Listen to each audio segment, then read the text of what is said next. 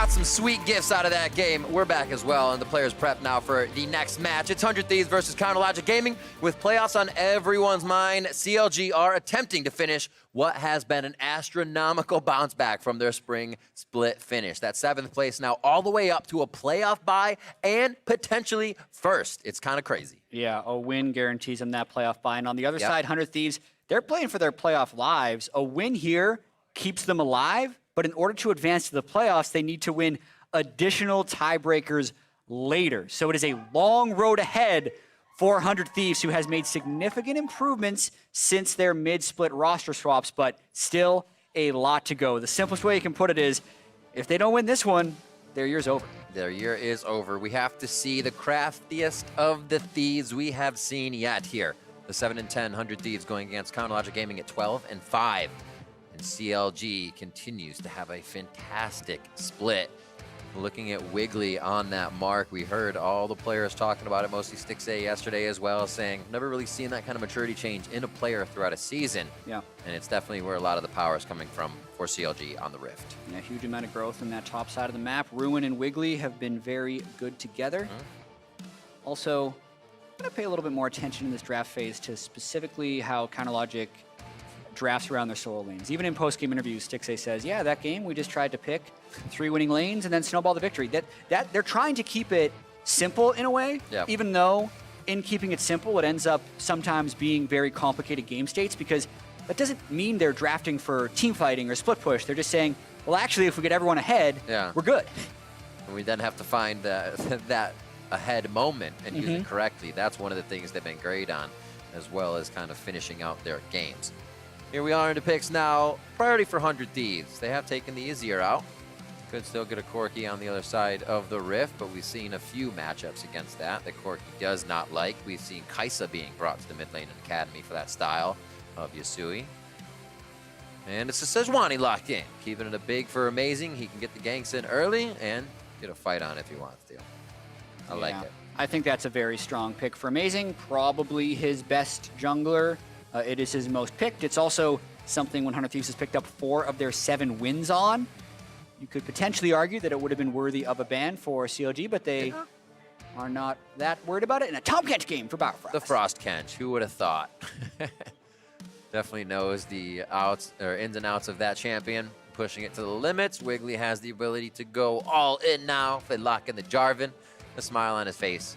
You know, it's going to be a pretty good game. Both junglers, Sejuani and Jarvan, in their wheelhouses, so we should get great play out of them. I would not rule out a Sona Tom lane from Counterlogic Gaming. Even though the Sona priority has dropped a huge amount, the last time they played Tom Kench was the first time they won with Tom Kench, and was also with Sona. That was their win against Cloud9, actually. But against a Pyke, maybe a little bit less willing to go for it, and it's an early Pyke lock, but Aphromoo definitely looking to take some control of this game, unless that's a AD Pyke that they put with the support. That's still possible. Could be. Nope. And it's not. It is now no longer possible. There you go. I like this, though. Aphromoo had a bit of a rough game yesterday, not really respecting ranges or kind of the situation of a play, so now he gets to go in and make a point of what he wants to do. You're right, Chad. The Sona does get locked in. I kind of have like a sigh on that, because it isn't the game we got last game. Hey, who knows? Maybe they go crazy and they play music all bot lane long, that we can hear that grand crescendo playing out. But Tom Kench Sona will see that pretty safe down there for the side of Counterlogic Gaming, especially on the red side. So they'll just be taking the ricochets of Sivir to start off. Second phase of bans, what will be the priority for 100 Thieves? They can still look at that mid lane of Power of Evil or Ruin, who's done a lot of work for CLG. I think this puts 100 Thieves in quite a predicament, because you would want to ban Corki, because Corki is the mid laner that Power of Evil is probably going to pick right away. But 100 Thieves also wants to play Corki because they have Ryu. So are they willing to risk PoE not playing Corki, because Ryu has 7 games on it? His next most played is Victor at 2. That's why they banned the Azir, right? They're like, hey, you don't want that. We've taken the combo out. But putting a marksman mid when you have the Sona Tom is one of the best things you can do. Sivir mid. So CLG putting 100 Thieves in some tight binds. Definitely taking their time. The Aurelia Aatrox are taken away from Fake God. They do it. They ban the Corki. Yep. They had to do it. It's too big of a, it's too obvious of a pick for CLG if it's left open. But yeah, that pushes Ryu's champion pool down quite a bit. Such a good pick too. Even if for laning you get the Corki in the side, you have Sona to sustain the team while you have a 4-1, or even if you split it more depending on what goes top. How do CLG do it? They're always good at the 1-3-1, so we may find something to that coming to fruition, but it's the Kennen getting locked in for Ruin in the top lane. Love seeing that champion, especially from Ruin. Yeah, actually fairly likely we get one of the full-on hit Kennens as well, with the tweaks to some of his scaling to be a little bit less good early and a little bit better late as far as auto attack growth. We've seen an uptick in the number of AD Kennens in pro play. That's a very interesting Akali pick as well. Akali's been seeing a little bit of a success, some success cases recently in the LCS with Huni, and then we saw a very strong game from Dokler just now. It's kind of a flex at the end when you want to, not so much now as their last 2 picks, so you know where they're going at 20 seconds. But yeah, the Akali has been great. You have a potential. I think you feel like it has that comeback potential. You find the kills. We've seen Bjerg do it, but man, you got to be going at 1,000% if you're going to play like that. Gangplank is locked in for Fake God. On that top side, looks like Ryu could be getting crazy on the Akali in the mid lane. And now we have something here for the Zillion, possibly. Definitely some awesome Zillions here in the LCS along the way of Jensen, Bjerg. Zazel's got a pretty sick Zillion. And what do we have? A LeBlanc coming in? Yeah. I feel like that assassination versus assassination gives both teams that potential to just wow you, and it will be locked in. The LB versus Akali in the mid lane. This should be great. Yeah, I mean, I do feel like CLG is picking 4 lanes in this game. The LeBlanc against the Akali now, if you land your chains, it will reveal Akali in Shroud because it's no longer that, what was it, obscurity mechanic, and now it's just invisibility like everything else. So Kennen also going to look to push in, and I've heard a lot of different opinions on Sona Tahm Kench. I think in a straight 2v2, it's fine. It's just still on average, the Sona Tahm Kench lane does fall behind on gold, but that's often because teams crash ganks bottom lane, and I think that's what 100 Thieves is going to look to do. They have the GP top lane. He can arrive without actually going there with the teleport, and then Sej Akali are well positioned to go there as well. So bottom lane could be a battlefield here in this matchup. I am excited. You got the 2 Bilgewater guys down here in Tahm Kench and Pyke. Looks like they're going to get pretty dirty. I just see these guys leaving the house in the morning, and they both walk out the front door and look over at each other like, yeah, I'll see you later in the bot lane. It's going to be great. Pyke and Tahm Kench with Biofrost and Aphromoo down there. Bang gets Sivir, and we will have Sona on the other side for Stixxay. So we'll wait to see if they do get that jungle attention. We are going to have Amazing on the Sejuani and Wiggly on the Jarvan. So definite engages coming from these 2. And we'll have to see how it plays out. Your solo lanes are going to be that LB versus Akali in mid of Power of Evil and Ryu. Ryu taking the Akali, and we'll see if he can put that pressure down for 100 Thieves to keep them alive. And you got Gangplank versus that Kennen in the top. Fake God's Gangplank versus the Ruin Kennen. We are on the Rifts, and we're going to see if CLG can push themselves forward to find that buy, or if it's 100 Thieves that can keep themselves alive. Yeah, I am very curious to see how aggressively the CLG solo lanes are able to play in this game. They essentially have stronger lane matchups in both lanes, even if the GP was picked into the Kennen. Expect Ruin to have a lot of early push priority there. Everybody's got ants in their pants here, week 9, day 2. Just doing the dances everywhere. It's good. Keep moving.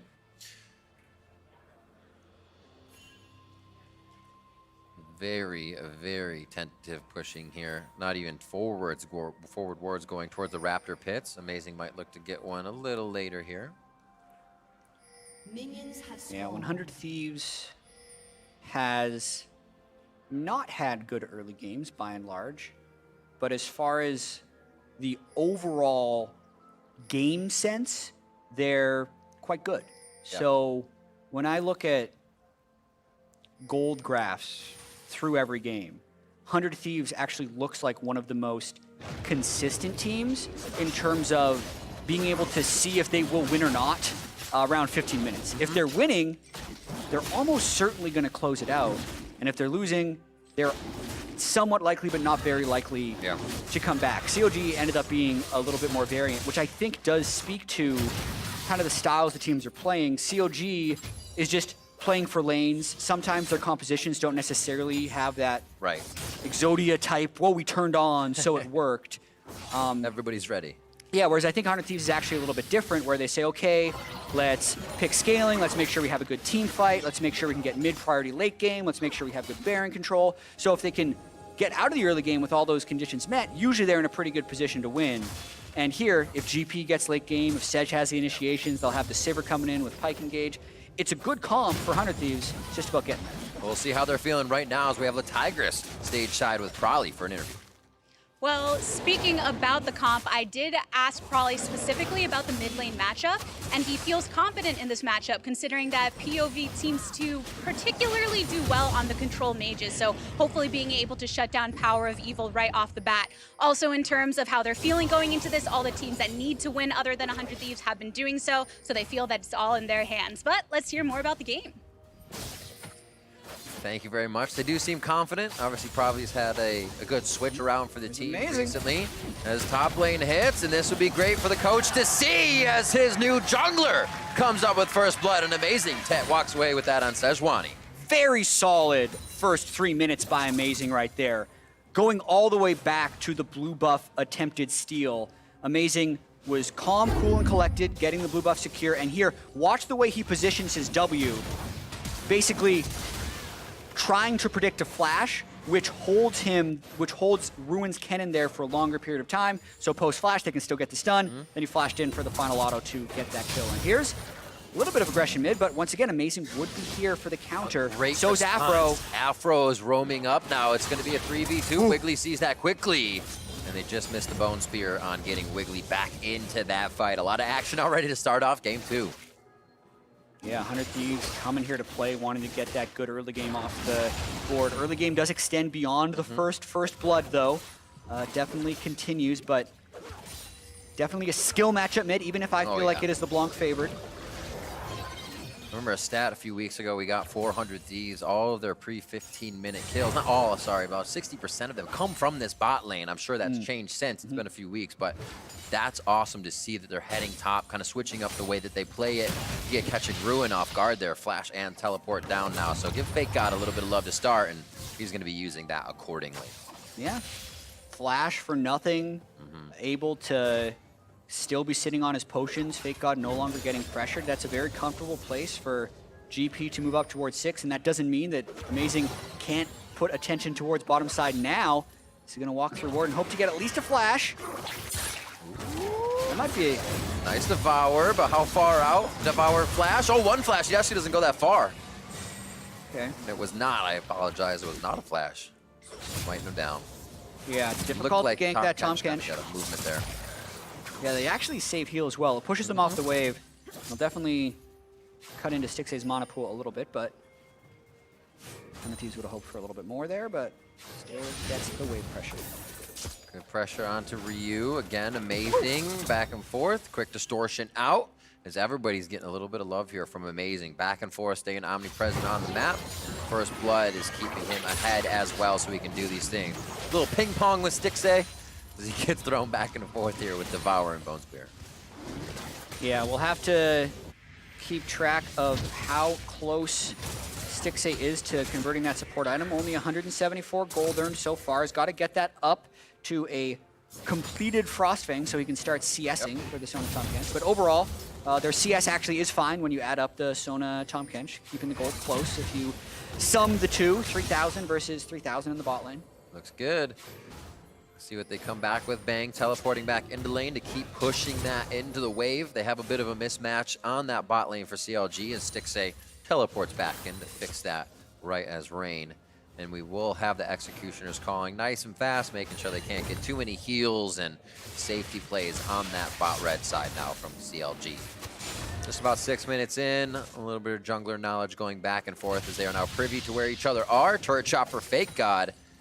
He's not used that demolish on the turret just yet, but it is called quite a bit of attention towards topside. Ruin could be going down for a second time. The team's not in range to help him, but now it's got to be 100 Thieves making a perfect escape on this one. Teleport coming towards the top side. I believe that's going to be Ryu, and he is in the mix. Fake God takes a turret shot with aggression there. Amazing almost goes down, gets the save on that one, and now they are alive, but they still have to make it out. Oh, speared down with a standard from Wiggly. That's why they banned lawn darts, and now it's Power of Evil trying to get a kill up onto here. It's Fake God going down, and now it's 2-2 as we keep going back and forth. Yeah, that play is definitely advantage CLG. 100 Thieves ended up going a little bit too deep on that dive, and it took them a little bit too long to finish off Ruin that they were overcommitted. Wiggly also able to avoid the stick-around assassination by Ryu, who never got an opportunity to use his Akali ult up in that fight.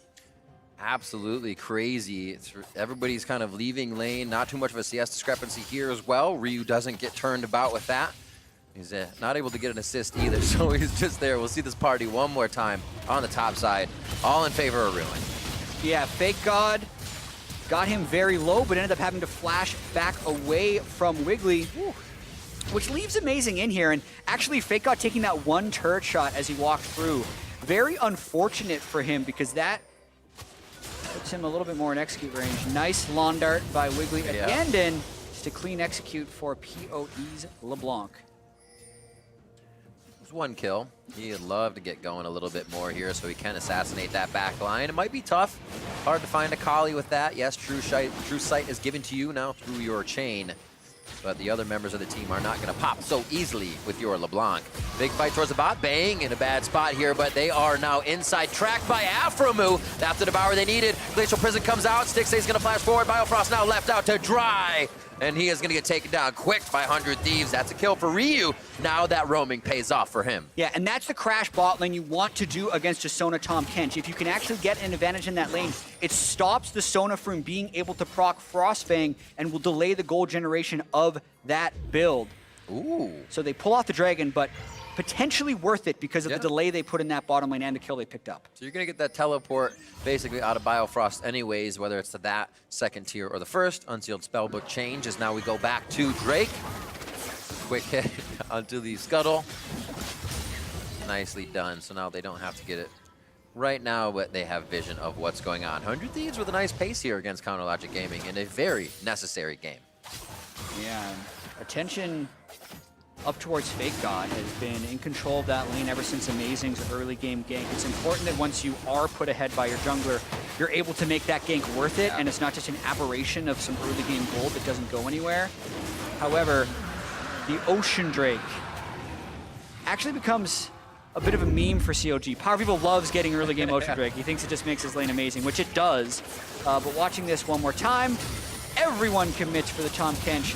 Ryu, though, unable to actually get that kill. I think 100 Thieves, if they're going to commit that many ultimates and flashes and delay the Ocean Drake, would have wanted to pick up two or be able to choose the pressure for the Ocean Drake later.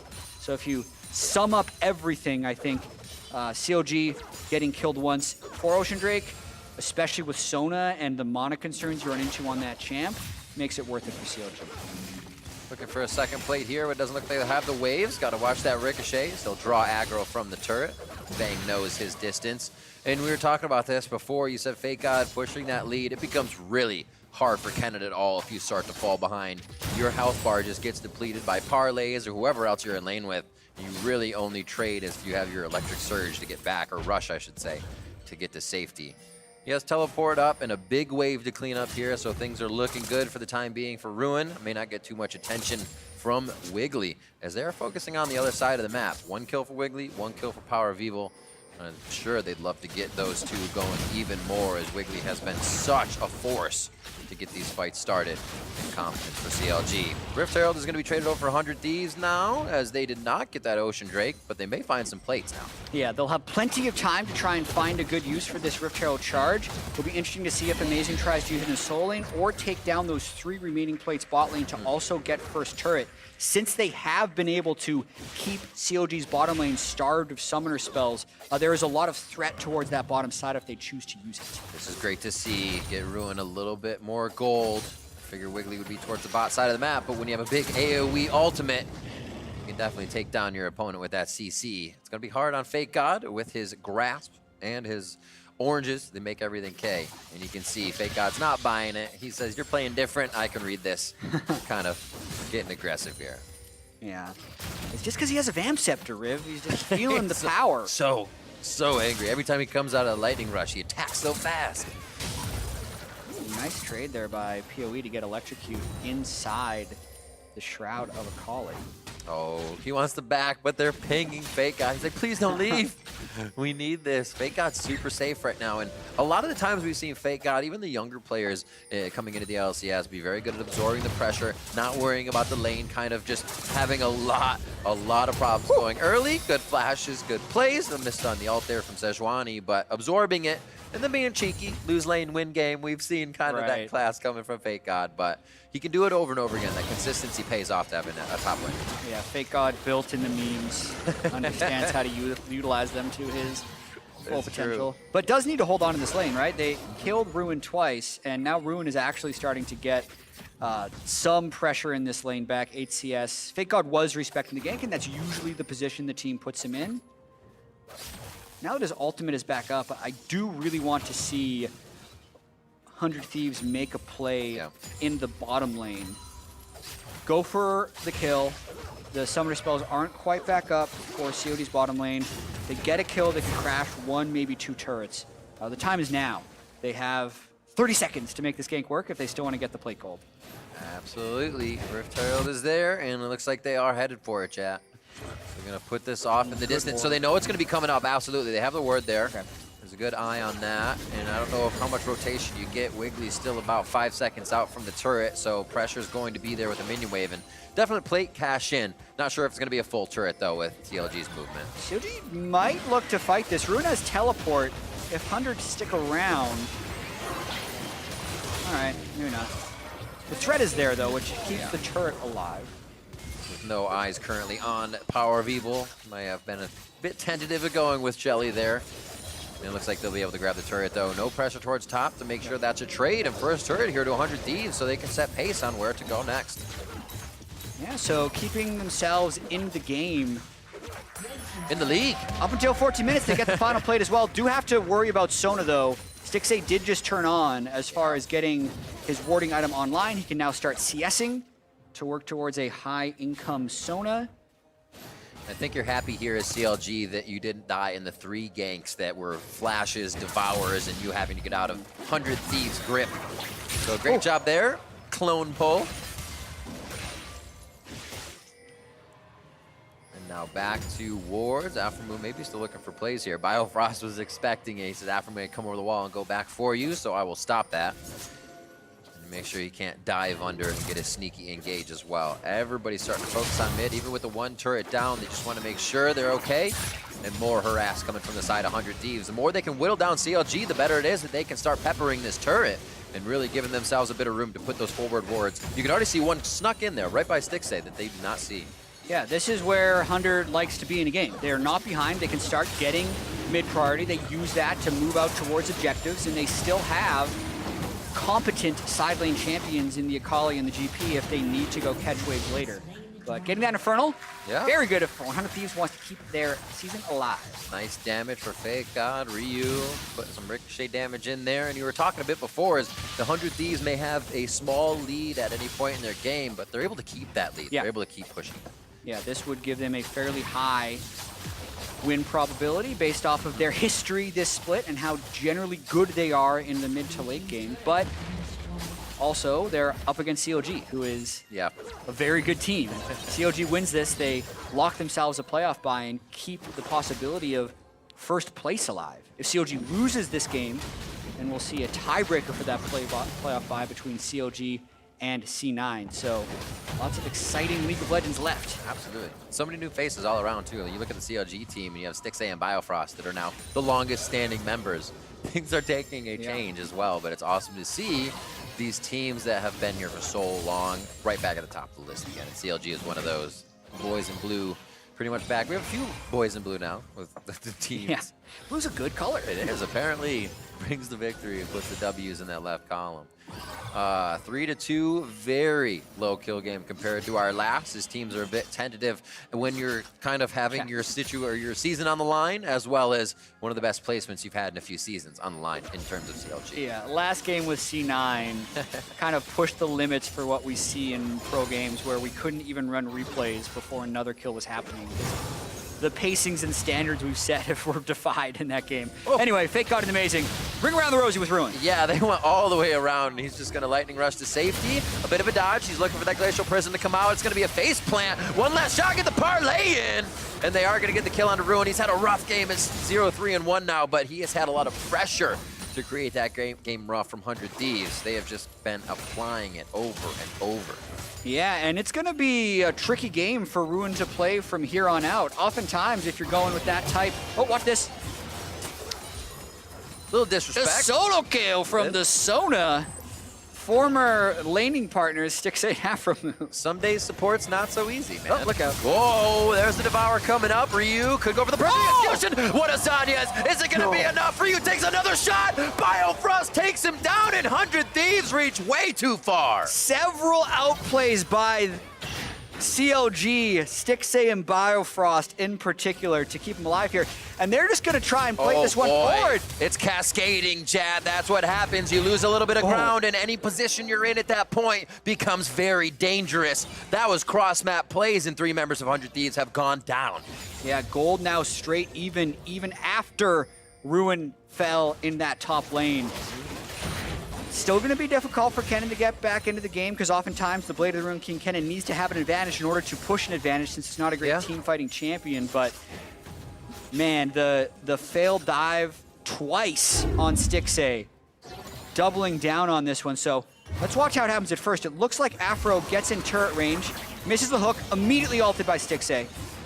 So over-aggression there. Weird flex, for sure. If he lands the hook, they kill Stixay. But then here was the bigger outplay. So it's dodging out of the first Akali damage, and then stopwatching the R as well, locking him down in turret right at the end. That really gets his own off the ground.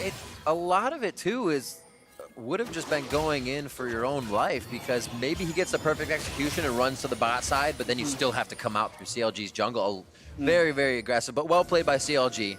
You know, 100 Thieves obviously had an idea going in there, and it was thwarted. Coming up close to 20 minutes, that means we are going to have Baron tempting both teams, as it is still looking for a second turret to go down here to break open the map, get those wards forward, and now Amazing is going to be looking to do that on the top side with Ryu, but it turns into a fight, and the pressure is going to increase. Ruin joins the fight, now gets a Flare Splicing Maelstrom off into this game, but he's going to go down to the hands of Fake God, and that's the kill going over to Power of Evil, as they quickly trade 1 for 1. Yeah, gotta pay attention to burst thresholds in this game. PoE getting up to 2 kills now and having full Magic Pen would have the potential to start running away with things. As far as the kill trades there, with Ruin already being so far behind, they'll probably take that. But Fake God as well, if he gets to a point where he can 1v2 comfortably, that'll be strong. Definitely a new one here for 100 Thieves, with most of their gold investment being in the GP early. 7,500 gold on the GP right now, the richest player in the game. This Infernal Drake will be critical. There's no GP on Ryu, so COG can actually get this unless Amazing tries to steal. Amazing's gonna Blast Cone in, try and smite, and then try and dash. Make it happen. These are always so spicy. Also I love these barrels. plays. Amazing in. Ooh. Amazing out. Could be. They're still going to try to get a bit of a fight here. Fake God's pincering from the right side. Teleport now coming in from Bang. On the hunt goes in. That's going to give everybody a little bit of speed now on the heels of CLG. They cannot get a priority target. Biofrost is easily able to break that CC and get himself to safety. Infernal Drake, very important in a LeBlanc game, especially when you don't have people who can easily build magic resist. So really big pickup there by Wiggly with a strong smite. But 100 Thieves also trying to get map pressure off of this one. Yeah. Since Power People also went topside to match Ryu earlier, 100 was able to get map pressure, and they do take the turret. So good job by them to at least get something back. They're kind of working around CLG as well as being able to take their structures. They'll take the fight if it comes on the side of 103 Thieves, but CLG isn't really able to find who they need on the backside, and the teleports of 100 coming in. Too strong right now. Big items coming up here. Core item for Bang, another BF sword on top of that to make sure it hurts a little bit more as the ricochets are going through. We are seeing Stixay now start to get a little bit built up. The CLG finally have a bit of that beat to their own time as they go mid lane, but it's a cannon barrage coming down. For Moog, it's Power of Evil, but a quick distortion back to safety as things don't seem to be going in CLG's favor here. They have to second guess a lot of what they're doing because of 100 Thieves' advantage. Yeah, the battle for mid lane. Right? Really important right here. And if, whew, even though Ruin's 0-4, he's still keeping up the pressure. Haven't seen them actually fight between Fake God and Ruin. It's also because Power of Evil was shadowing right there, so actually smart for Fake God to not try and go for Ruin. Realized LeBlanc was missing on the map, most likely. Good eyes. Wiggly feels like he'll be safe, being able to get out with a good amount of crowd control and trickery from J4. And looking at that bot lane, we were mentioning Fake God earlier and how he's been able to absorb pressure and do a lot. That's the same thing Ruin had to do this game. So you're getting a look at kind of what I was talking about on a player that's able to absorb but still provide for the team on the other side of the map, and we'll see if Ruin can stick to that lane and keep creating the pressure that calls Fake God over. Unfortunately, Fake God can ult the other side of the map, so that's the part that really has to be closed and played without discrepancy for Ruin. Hunter's gonna try and make a play here. They know they weren't seen with the sweep. Oh boy, clear that wave as fast as possible. Power of Evil, as long as you can do damage with everybody. Nice Abyssal Voyage in to the crescendo. Oh, got the it's the 1-2 punch. Who's got the uppercut? And it's Stixay. Just the timing there of Biofrost to come in with the now upgraded Tahm Kench ultimate at level 11. So longer range, able to close distance and shut down side lane plays by 100 Thieves. And look how the CLG kills are going across the map. A little hit on the Power of Evil. Should be able to just mimic himself out of this one. May not even. He'll hold ult. But 202, Wiggly, 202, Power of Evil, 203, Stixay. Definitely the people you want to be quite big. If Ruin can stay safe, he doesn't need a bunch of resources right now. There's going to be mid-turret going down. A flag and drag misses, which may make that a tentative engage. But it's going to be an ult for a just flag and drag, which feels pretty good for CLG. Yeah, 100 Thieves not on the same page these last 45 seconds or so. GP and Sedge ult burned for no payoff. Looked like in the top lane, Amazing thought Ryu would go in on the ultimate. He was too far away in the brush, and then the GP ultimate coming in after the turret had already fallen. Gives some cooldowns that CLG could look to try and take advantage of. They're all going to reset here, which is probably safe, but let's watch this dive one more time.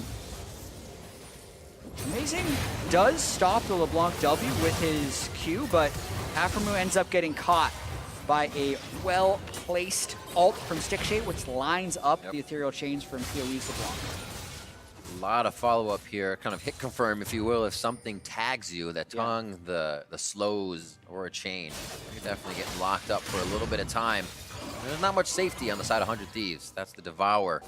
That's the healing coming from CLG. So it looks like they have everything they need to kind of stop the bleeding here. They've already started to push back hard as 100 Thieves is no longer finding structures around CLG. CLG is right there, and 100 Thieves has to stare down the barrel each time they want to engage now.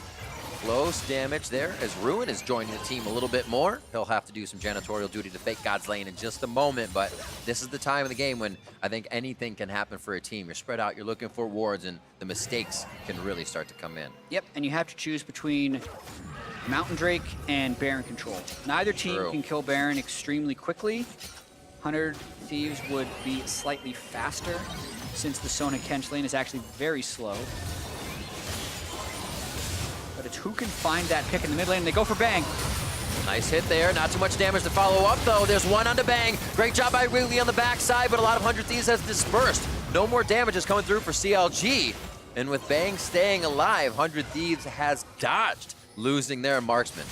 Everybody walk away. Yeah. That was a curious fight right there because Wiggly ended up ulting in, and with his stone plate, took about 4 people on 100 Thieves' time up. I was focused on that, thinking that CLG would clean up the fight on the backside, but that also didn't happen. So, some split focus there. I think think CLG hasn't necessarily come online with damage yet. You think about where is it really going to come from. They have potential burst with LeBlanc Sona, but the sustained damage from Kennen is suspect with the 0-4, and it's not coming from Jarvan. So in an extended team fight, even though Sona is very strong, the damage is not. Yowzers. Another Abyssal Voyage. They can also get the save. It doesn't actually come up from Aphromu's ultimate. A beautiful flash coming in. Fast fingers from Power of Evil. Whew, really close right there. PoE might want to consider building towards a Banshee's Veil if fights like that with Ryu are going to get him so low in side lanes, but they're coming back for more. This is that point we were talking about, chat, where Ryu can start to come online, or Power of Evil will find the kit.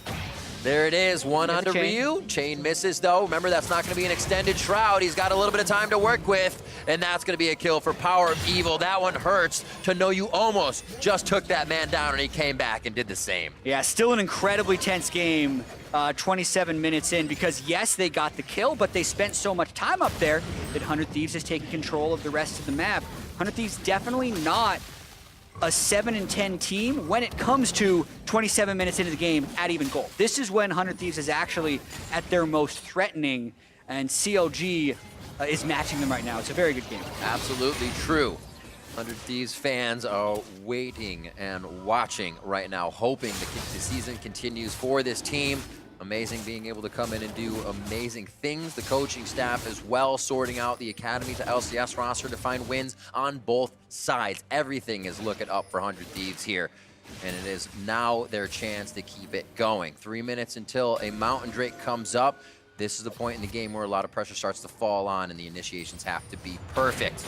We'll watch on the back of Amazing, but also Wiggly. Those are what my eyes are on as we start these fights, and we get the big plays coming in.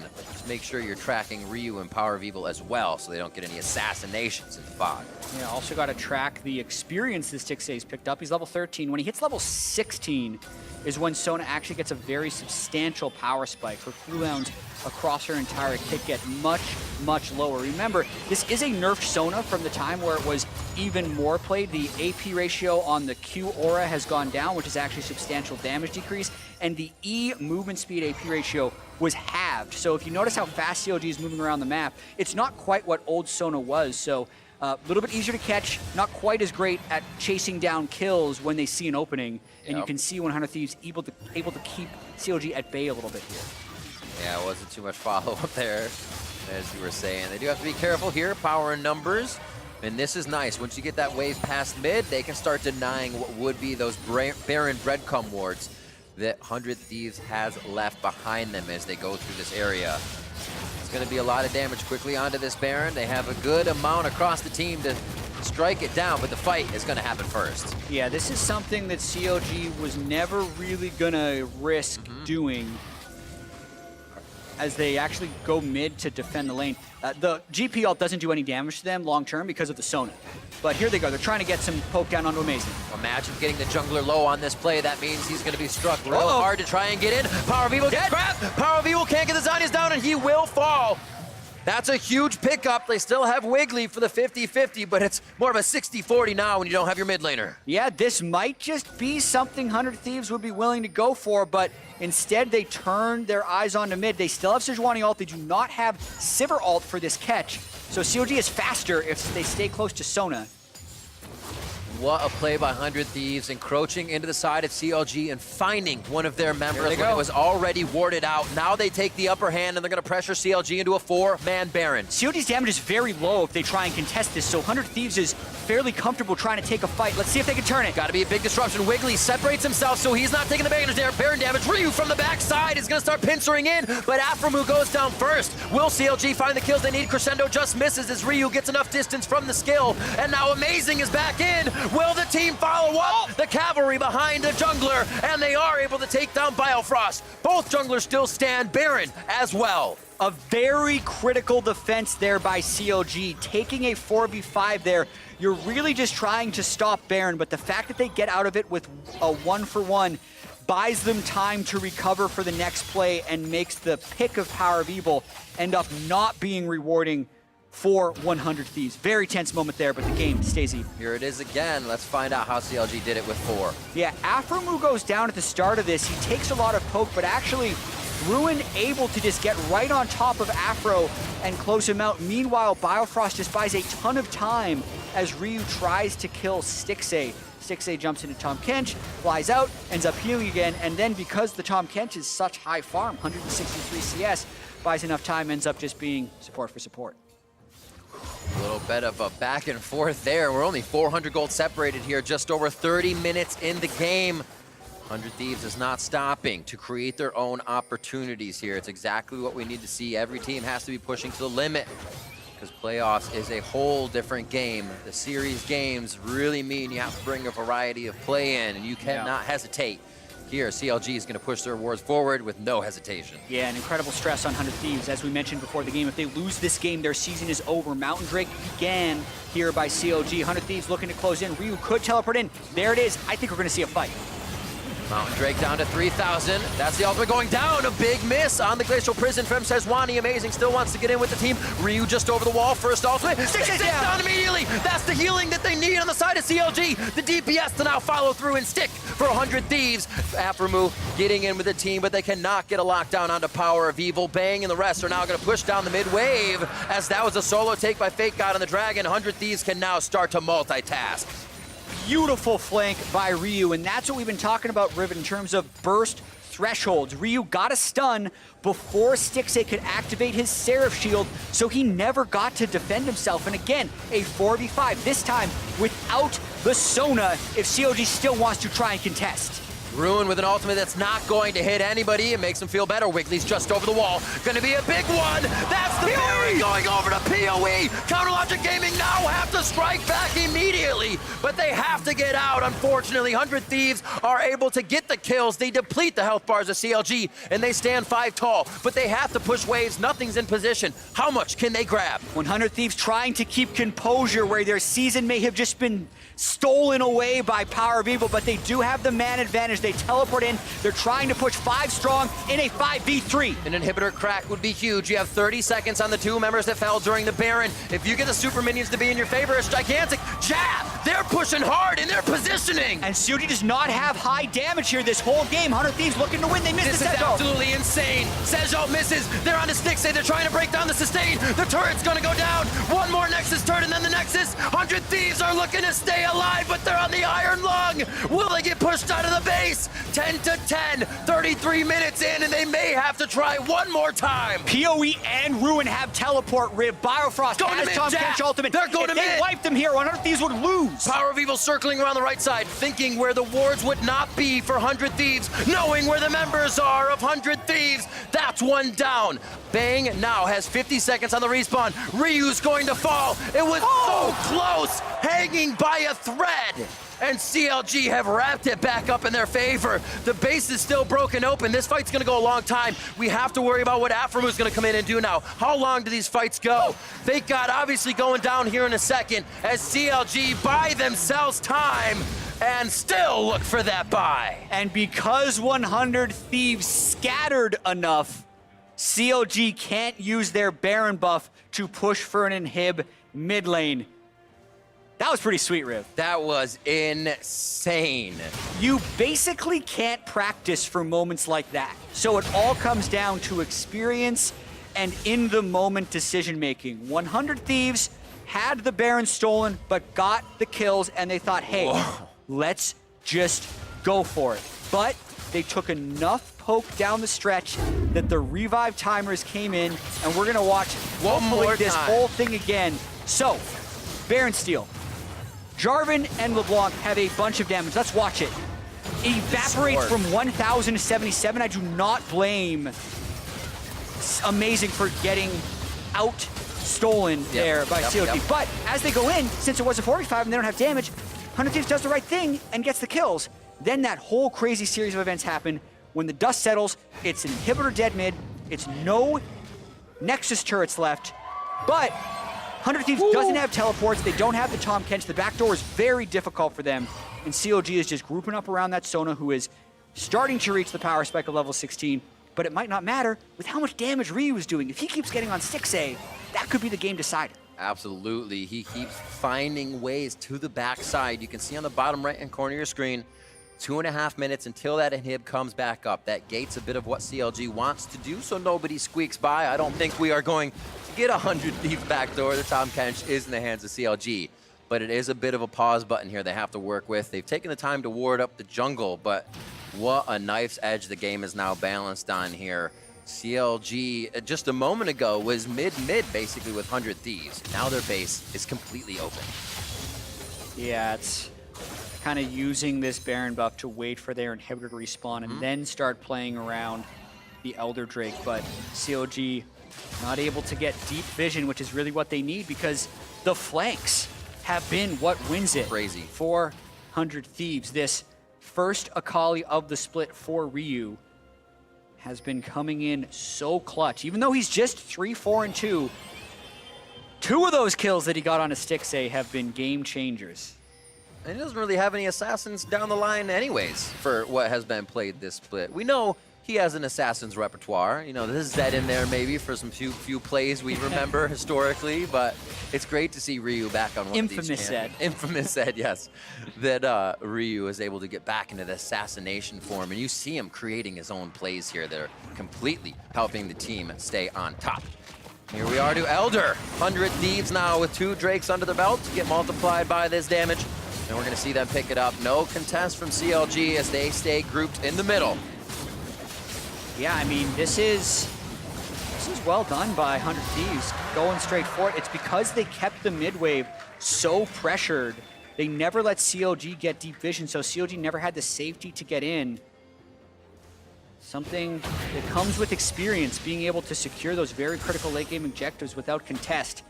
Coming straight after getting Baron stolen away, an objective they didn't have time to set up in such a manner, and actually did go for the risk, because if 100 Thieves gets that Baron, the game is actually already over. So there's 0 wave clear on the side of CLG. Yeah, maintaining that composure, so critical. And the inhibitor up in 15 seconds. If 100 Thieves wants to try and just push, remember, they don't actually need Baron minions to make this push. The minions don't matter in terms of tanking turrets because there are no turrets. So 100 Thieves wants to just push straight up mid lane and maybe go for an end if they can get any type of fight win. It's almost like Biofrost needs a level 3 belly upgrade for one more member. Get more teleports back there. They need an utmost in a crazy situation to get themselves into that position. 1.5 minutes left onto the Elder Drake, and it looks like 100 Thieves getting a little split up here. Amazing's not the first one they want to engage on, so they can be a little lackadaisical about that situation, but you have to be careful. Any wrong move here will mean the other side of the map for CLG. But Elder Drake is no joke. I almost think 100 Thieves wants this fight. Biofrost gets the cleanse out on Sealed Spellbook, change back over to Flash and Heal so he can get help for his team. Stixay almost able to take down Ryu with the help of Power of Evil as they're getting chased into their base. Aframu now sunken in, looking to dive and grab Bio, but they say inhibitor. Riv, they can get this inhibitor. Ryu will teleport back in. The game could be decided here. Careful, they're getting pinched in though. They got to go to the base gate. Teleport's gonna come in from Ryu onto the minion. That's gonna be the inhibitor down. Nexus is now open with 40 minutes on the clock. Oh, Black's dead! Do they take it? Ruin goes into the slicing maelstrom. That's gonna be a big hit going in on the bang. Do they stop it from going down? Ryu can't make another kill. Oh, it's gonna be 2 big ones. Ryu comes up huge, but it's a little too late for the team to get to the Nexus, and CLG continues to hold on somehow. Baron is also up right now. 3 dead for 100 Thieves. They could try and 2-man it, or they could try and backdoor, but the unfortunate thing for them is they are outnumbered here. Jarvan, LeBlanc, and TK still alive, but with so much uncertainty and how slow either Baron would be, it might just be pushing up mid and resetting. Trying to see what they have here in terms. We haven't even checked out Gangplank, Death's Daughter, and the Raised Morales. We get back into the fight. Aframu just gets chunked out by, I think, 2 Qs from LeBlanc and a Lich Bane from Sona.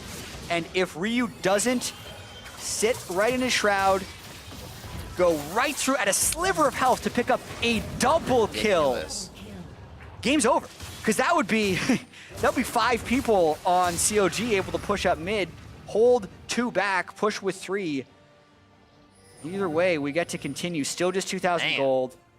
Stixay has hit level 16, but he just keeps getting one shot, so it almost doesn't matter what his cooldowns are. And an Infinity Edge picked up for Ruin. He is the AD carry now, looking to bring sustained damage throughout a fight. Yep. You're going to get that all that AP from Stixxay. Ruin's huge, especially when he comes out of that lightning rush. You get the advanced attack speed, which is gigantic, and you just keep applying your passive everywhere, become a big stun bot and a split pusher. Where are they going to go, though? Lotta is just going to be around that Baron. It's going to be one last fight, and it's going to have to be perfect smites coming out of the junglers right now. Wiggly is 17. It matters. More true damage in that smite. It'll probably be a 17 for Amazing before we get to that point, as they're now sharing CS around the map. 425 CS for Bang as he continues to farm. Get at that 500 silver point, and they'll be all right. Kill Afro. Oh, almost down to below 100 HP there. He is going to get that passive back up.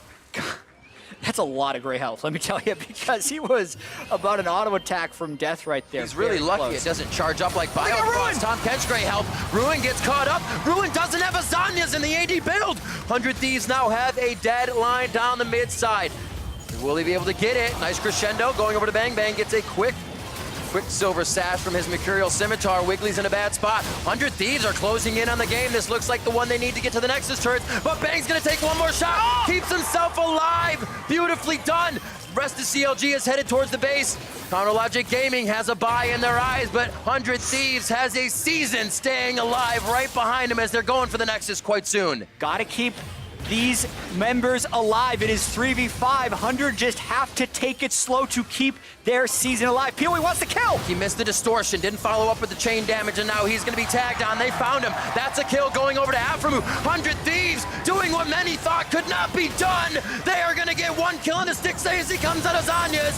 100 Thieves are staying very much alive in the summer split of the LCS, and they take down Chronologic Gaming. With their backs completely against the wall, 100 Thieves pulls it back to keep their season alive. And it feels better as well for the Thieves, for the fans, that it wasn't their Nexus that went down first. It was Thieves in command from mid-game on. A bit of a here and there, but you might get that when you try to end the game on that split-second decision. Still, they find their way back to home plate, and what a play. They can breathe a sigh of relief for 100 Thieves. Yeah, and such a back-and-forth game. Pick or be picked. Just that last sequence, PoE taking Aframu down to what felt like sub 100 health, Afra getting away. 10 seconds later, they get the pick onto Ruin, and at that moment, CLG kind of knew, well, it's going to be 5v4. We got to go for something. We got to get a pick right away. 100 Thieves, though, with so many really difficult map-based decisions, getting Baron stolen away, securing Elder, all these super close things. Anything going a little bit more wrong for 100 Thieves means their season is over. Now it's still alive. And it also means the buy chance for C9 is alive. Yes. CLG didn't secure it there, so we're going to have that tiebreaker at the end of the day as well. Absolutely, and looking at that, I love what you said during the game was that the players don't get the chance to play in that scenario a lot. So everything you're seeing is just thought of in the moment, right? You don't practice those games that long, those fights. Yeah. You are on the edge of your seat the whole time. And that's where experience does come in clutch. Aframu and 100 Thieves have usually won in those situations. Even if it looks really close every time, they come in on top once again. Absolutely. So right now, we're going to send it down to the Tigress, who is ready with the victorious support. I gotta say, my heart is pumping. I'm sure everyone in the audience. But nonetheless, you seem as calm, cool, and collected as ever. And really around that Baron play where it was looking out of your hands after it got stolen, but bringing it back together. So walk us through what was going on from your head from that point and on. I think this week definitely had to play a lot more aggressive. So you see all of us walking up, dying a lot, trying to push them out. And I think that type of confidence definitely helps us turn around situations such as the Baron you were talking about. So yeah, when we're doing the Baron, I mean, we lost to the Baron, and it was like, oh! And I'm pretty sure it was Aaron who was screaming, just fucking go, and kill these guys. And so we definitely turned it around right there, got 2 kills off that, and their comp really couldn't push down mid and teamfight us too well. I think they picked a LeBlanc for picks and stuff like that, so it was really hard for them to just come into us and take what they wanted. And I know you have commented in the past on the fact that it's really a team collective effort when it comes to comms and making these decisions, but it's still a lot to balance when thinking about the big picture, the fact that this means more tiebreakers, but also taking it one game at a time. So how do you balance that aspect? Well, we're going to be here for a long time today, see how it goes. Definitely stressful, but definitely just got to come out swinging like we did this game. And that's the thing, all of the 100 Thieves fans out there, they do have a long day ahead to cheer you on. So any advice for them to keep the energy up with you to help you in these games? Keep streaming, guys. It's great. I'm loving the energy here in the audience, and I'm sure it's the same for everybody watching at home. But to break it on down from that amazing game, let's send it back over to the State Farm Analyst Desk. Thank you. I hear that, La Tigress. We're going to need the energy because 100 Thieves just guaranteed us 3 tiebreakers at the end of the day with the unexpected victory here over Counter Logic Gaming. They freaking did it. 100 Thieves actually found a way to win the game, even with the Baron being stolen. And I think the biggest thing was that the most unusual members of the team were the ones to step up. Ryu had such a phenomenal Akali that kind of overshadowed everything else that the Thieves were doing. Yeah, there was a period of time where you looked at the scoreline and you were surprised that the most impactful player for 100 Thieves was him when he was like 3-4-2. But he was making all the critical plays. The draft itself for me was a big head scratcher on the side of CLG. I think that they kind of just got away from themselves because we've heard them say a lot that they're very lane focused in their drafting priorities. And I think that's kind of what happened here. And you're left with this comp that's all magic damage.